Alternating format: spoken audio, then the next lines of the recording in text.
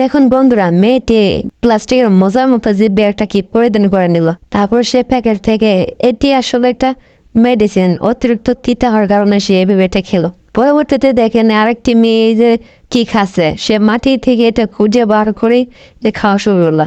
এটি আসলে অতি মিষ্টি, মানে মৌমাছি জাতীয় পোকা এটি সংগ্রহ করে যে দেখতে কালো হলো, এটি খেতে আসলে খুবই সুস্বাদু। সে অনেক মজা করে খাচ্ছে। দেখেন এখানে খেয়ে খুবই খুশি এবং অবশ্যই সংসার ফেলেও দিচ্ছে। পরবর্তীতে দেখেন একটা ডাব, আমি জানি না আপনারা দেখেছেন কিনা, কিন্তু আমার কাছে এই জীবনে প্রথম দেখা। দেখেন কি কালার, এটা আসলে অন্যরকম। সচরাচর যেটা পাওয়া যায় সেটা থেকে সম্পূর্ণ আলাদা। খেতে মনে হয় মিষ্টি হবে। পরে দেখেন রাজব কাহিনী, গরম তেলে স্যান্ডেল বাজতেছে।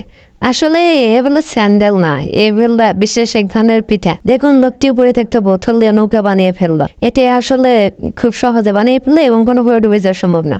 বন্ধুরা, কোনো দোকান থেকে আপনার যদি লোশন অথবা ক্রিম কিনে অবশ্যই দেখে কিনে নেবেন সেগুলো মেয়াদ আছে কিনা, কবে উৎপাদন হয়েছে এবং এর মেয়াদ কবে শেষ হবে, এটা অবশ্যই দেখে কিনুন। নতুবা পরবর্তীতে বিশাল কোনো সমস্যা হয়ে যেতে পারে।